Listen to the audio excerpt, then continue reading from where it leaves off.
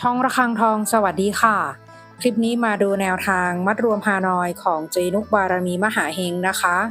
ฉบับนี้เป็นแนวทางประจำวันที่6เมษายน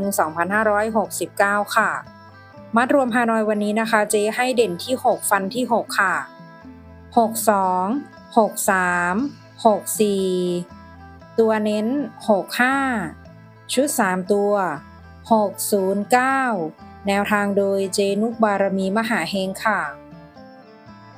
แนวทางมีเข้ามีหลุดนะคะถ้าใครเห็นเลขแล้วชอบค่อยตามแต่ถ้าไม่ชอบปล่อยผ่านก่อนได้เลยค่ะฝากกดไลค์กดแชร์กดติดตามพร้อมกดกระดิ่งแจ้งเตือน